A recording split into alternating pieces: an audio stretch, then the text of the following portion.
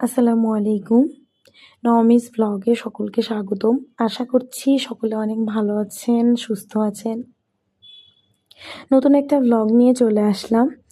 ঈদের ছুটিতে গিয়েছিলাম নানু বাড়িতে। আমাদের বাড়িতেও গেছিলাম, নানু বাড়িতেও গেছিলাম। আসলে ছোটবেলা থেকে আমি আমার নানুর বাড়িতে বড় হয়েছে, তো নানু বাড়ির প্রতি একটা আলাদা মায়া কাজ করে। নানুকে দেখতে প্রথমে আগে নানুদের বাড়িতেই গেছি।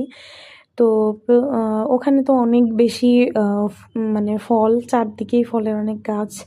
তো কাঁঠাল খেয়েছিলাম, অনেকগুলো মানে বিচি শুকনো ছিল।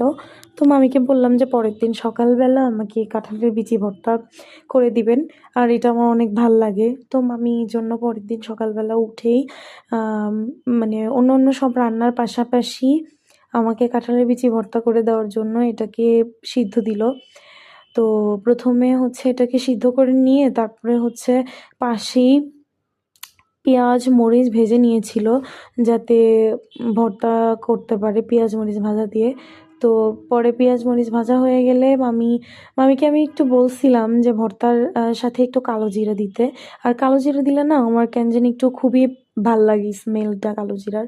তো এই জন্য আমি দিতে বলছিলাম। তো মামি এই জন্য অল্প একটু কালো জিরা দিয়ে বিচিগুলোকে অনেক সুন্দর করে মিহি করে বেটে নিচ্ছিল। আর কাঁঠালের বিচি ভর্তা যত মিহি হয় তত খেতে অনেক বেশি মজা লাগে।